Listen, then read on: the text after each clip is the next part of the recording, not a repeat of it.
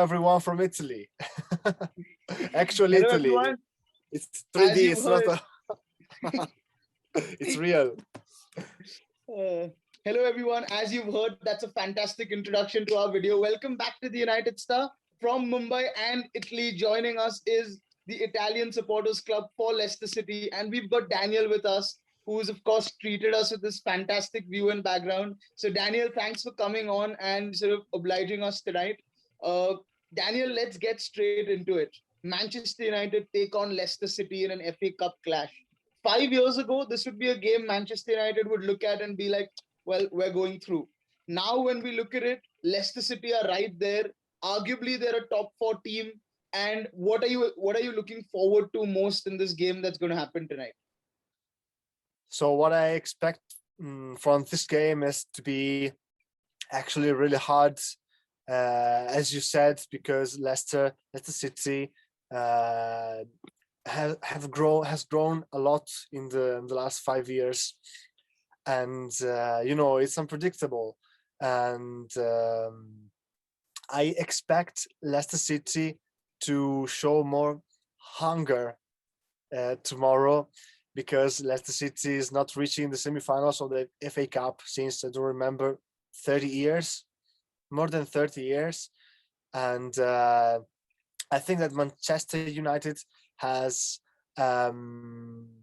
something else to concentrate on. I mean, winning the Premier League is almost impossible.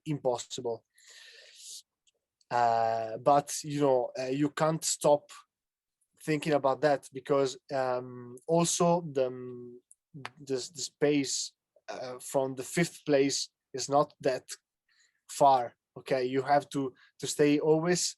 You always have to pay attention, and of course the Europa League.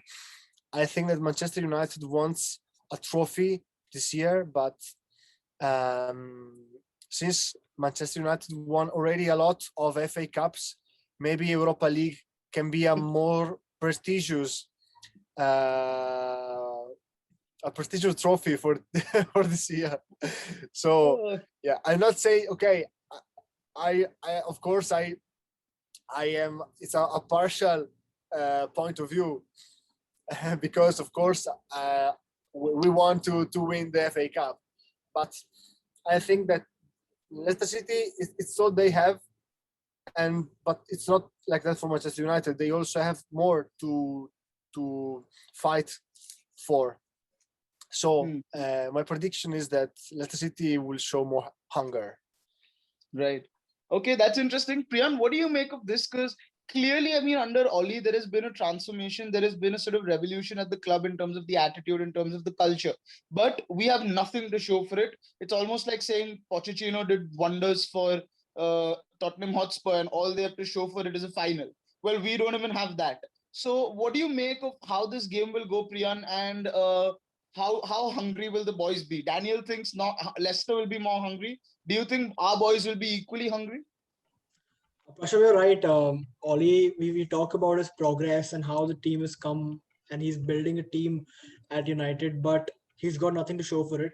And a trophy, I think he said it in the last interview that trophies are not the right benchmark to judge the progress of a team. But it is, you need you need trophies. You need, and at a club like Manchester United, you do need trophies to show that you've progressed. So yeah, it's going to be an important game, and Leicester are a good team, and yeah, I mean, we need to go for it.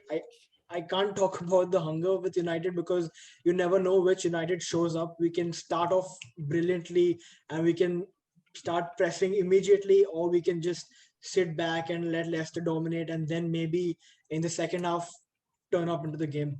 So that's the sort of unpredictable thing, but yeah, we'll have to be very hungry, because Leicester, again, like the league is obviously out of the question. Top four is almost sealed. FA Cup will be very important for Leicester, because they'll be gunning for a trophy, and similarly for us, we do have the Europa League, but we'll be gunning for the FA Cup too. That's actually a very valid point there in terms of what you've said. But Daniel, I want to ask you this. We spoke about Ollie and Priyan has spoken very well about what Ollie's done. How impressed have you been with Brendan Rodgers? Because last season, people thought Leicester punched above their weight. This season, they're again right there in sort of that top four challenge, and they're right there. You could almost argue that they're one of the favorites that to make it through into that top four, so to speak. So is this Brendan Rodgers team sort of, would you say Leicester is now a permanent fixture of the top six in the Premier League, and have they established themselves out there? Oh, I hope so. I hope so. Leicester City is surprisingly again there, because the fear, of course, was to go down, as also our Premier League winner Marco Brighton said recently. After winning the title, Leicester City was very, very low in the Premier League the following year. Brendan, the beginning of the previous season, but also from the end of the previous season, again started to set the new mentality. Nobody could expect that this year we could again stay, that we are even better than the previous year. You know, previous year we have been in the top four until the last game, that you remember, I think. And so we went down, but this year we are even better, and this is, I hope, the beginning of a new era for Leicester City. So I think that this is the proof that we can go in this way even in the following seasons. Hopefully, I mean, you cannot predict it. I mean, you can see this year, as you said, Tottenham, Arsenal. So it's not written. It's not that a team gains the fame, gets the space on the table. Every year you have to show that you deserve it. So I think that also in the following season, Leicester City will show what we have become. So we will fight for the top six. I think so. Like Atalanta, a little bit in Serie A. I don't know if you know Atalanta. Yeah, of course. Yeah, the likes of, I mean, Papu Gomez is comparable to Jamie Vardy, I assume. But Priyan, to come to you, we spoke about the hunger the boys will show, but how fatigued are these guys going to be? Because they played a 90-minute game, which was grueling against West Ham. Then the same team took field against sort of AC Milan. And, well, some of them look jaded. Bruno Fernandes in the first half looked like a shadow of himself. So what is sort of the injury update on United's front from your side? And what do you expect in terms of the playing 11? How fatigued are these guys going to be? You said that the same squad has played 2 games. It might just be 3 games in a row, because that's what Ollie does. I don't think he has a squad to rotate around, so you might just see the same lineup. But I think Rashford will get a rest, because he didn't look to be 100% in the first half against Milan, and yeah, I mean he didn't play the second half, so I think he'll get a break. And I'm hoping Pogba starts in the midfield, because I'm just sick of seeing Fred and McTominay play as a double pivot. It's not working, and it's a very bland sort of football. There's no creativity going up front. There's no transition. So I'm hoping that happens. Injury wise, I don't know if Cavani is fit again. He's probably on the cusp. Don't know if he'll make it or no. And I think Martial's also out. So I don't know who our front three will be. I think Greenwood will come in with Dan James on the right, and maybe if Cavani is fit, then Cavani. Otherwise, I'd like to see Diallo play maybe on the wings. He looked pretty good. So, Priyan, I actually think that we might play with a four-man midfield with Pogba, Bruno, McTominay, and Fred, all four playing. That's the sort of combination we've gone for in the previous games when everyone's been available when we played the top six. A four-man midfield with possibly Greenwood and Rashford on the top, or maybe even James and Rashford playing as sort of the front men. because I think that is our best chance to exploit creativity. Because otherwise, you just mark Bruno out of the game and then nothing happens. But when you have But Bruno and Pogba to deal with, you possibly can't mark both. I do have a little problem with that setup because I've always noticed that on the wings we're very isolated. We don't have any creativity, and United generally dominate. Like we go up through the wings. We don't generally play centrally. We go in through the wings and then we come inside. So I mean, I don't know if it's the right formation for United to set out in. That's another valid point, Priyan. So let me take this to Daniel. Daniel, people keep talking about Liverpool having sort of greatest injury crisis the Premier League has ever seen, and it being impossible for them to compete. But Leicester have about 9 first-team players injured, and I haven't seen y'all complain much about it. Yeah, that's the crazy. I mean, we have a lot of players which can't play. We have half team is broken, but incredibly we didn't how Sit can I there say and cry about it like the Scousers. not also this, we didn't fall, you know. Yeah. This means that there is a strong team mentality, and everyone can do his best, even if very good players are out of the service, like the England national team players like Barnes and Maddison. And Liverpool is, I think, doing even worse than Leicester City after the title this year. So no, I don't remember the numbers, the points, but we are close to that. And by the way, you can see that now it's coming the night, and Yeah.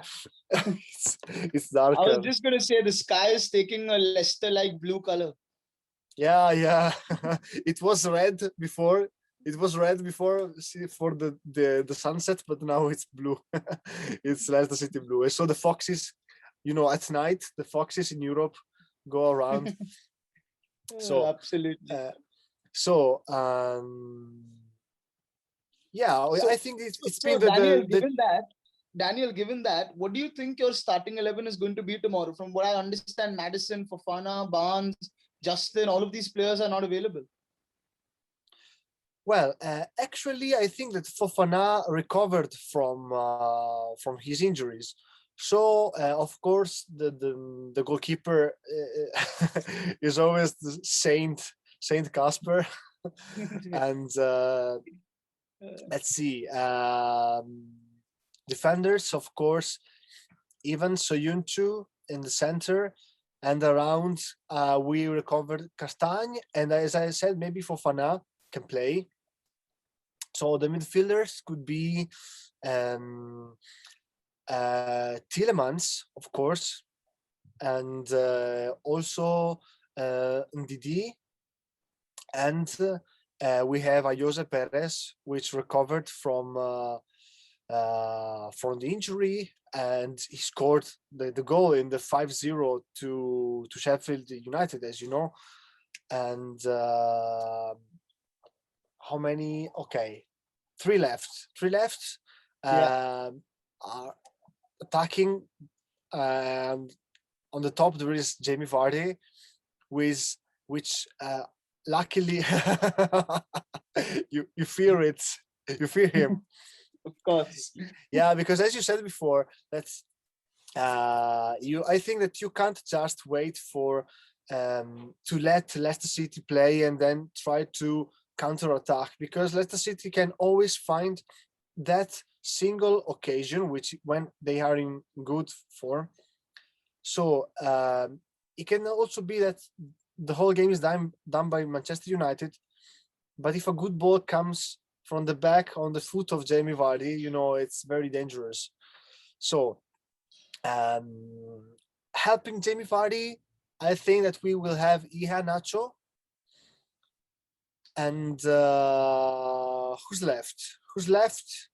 There is one place left, so I will give it to, let me see, Enrique Pereira was not available the last match, Maybe Albrighton. Yeah, we can use All Brighton. Yeah, I Albrighton. was going to say all Brighton will start. Albrighton is good. So this Yeah. is my prediction for tomorrow. Right, Starting. right. What about So- Manchester United? So yeah, Manchester United, like I said, I think David De Gea will play in goal. I think he's been away for far too long. I think De Gea, Maguire, Bailly, Wan-Bissaka, Telles. I think there'll be a midfield four. Priyan thinks it'll be a three. I think Pogba, McTominay, Fred, Bruno. Priyan obviously thinks it'll be McTominay, Pogba, Bruno. Up front, it would be, for me, it would be Rashford and Greenwood. For Priyan, it would be Rashford, Greenwood, James, or maybe perhaps Diallo, but I don't really think that's possible. So, Priyan, you clearly saw my reaction when Jamie Vardy was mentioned. So now, we obviously know that we lack some pace in our defense and we don't turn well. So how important is Eric Bailly going to be to stop the threat of Jamie Vardy then? If he does start, of course. It's crucial, man. It's crucial. Otherwise, if he doesn't start up positioning, he has to be spot on, because you give Jamie Vardy half a chance and he scores 2 goals. He's just phenomenal. And it's I think he's one of the top strikers in England in the past 4 or 5 years. He's been phenomenal. His numbers are phenomenal. The threat he brings with him, uh, and he's a nightmare for our defenders, especially for a defender like Maguire, who isn't the quickest of them. It's going to be a tough game if Bailly doesn't start. We need Bailly's pace to counter Jamie Vardy. Not that I'm not saying that he's going to take care of Jamie Vardy very easily, but it might help the United defense to play Bailly. But also, I don't think United will be playing a very high line at the back, because you can't give Jamie Vardy space to run in behind, because he's phenomenal with his timing of his runs. He's very rarely offside. He'll catch you on the break, and they need to be spot on with their positioning. So having said that, Priyan, what's your prediction, scoreline prediction for tomorrow before I go to Daniel? I think it's going to be a close game, but I think United will edge it 2-1. Yeah, Daniel, do you agree? United will edge it 2-1? I hope no, but I just searched for the quotation, the betting quotation. So the science is saying that Manchester United is slightly more probable to win. I see that Leicester City is 2.8, Manchester United is 2.45. So they are close. They're close. Even the even result is more improbable. It's 3.1. So it's mathematical that Manchester United is a little bit more in favor, because it's a little bit stronger team. Football is so much more than maths, though. Yeah. So of course, if it wasn't, Leicester City wouldn't have won the Premier League. Premier League, yeah. But I think that the episode could change this mathematics. Ooh, I think that it could end 2-1. I hope that it could end 2-1 for Leicester City. But also it could happen maybe. Yeah, let's say that 2-1 to Leicester City, 2-1 to Manchester United. I'm gonna go 1-0 to Manchester United with a sort of Bruno Fernandes goal. I don't think it's going to be a very high scoring game. I think it's going to be a very scrappy game. And I think United won't be as fast off the blocks because they have played two very intense games. And Leicester is going to be another intense game because, like sort of Daniel said, it's not just the math, to be honest. If you look at the Premier League table, both the teams are very close to each other. Last season, also on the last day, Leicester could have finished third, United could have finished third. Anything was possible. So clearly, these two teams are sort of very good in terms of matchups as well. But obviously, I think with the likes of Maddison and Barnes and etc. missing, I think Leicester will lack that X factor to be able to get over the line against United. But you never know, as Daniel said, football is so much more than math, and we'll find out only tonight what happens. So Daniel, thanks for joining us. Thanks a lot for joining us from all the way from Italy, and thank you. Thank the Leicester City fans in Italy as well. And let's see what happens, guys. Let us know what your predictions are. hit the like button, hit the subscribe button, and put your predictions in the comments. We'll see you all soon with another review of the Leicester game. And thanks for watching. Bye bye. Good luck.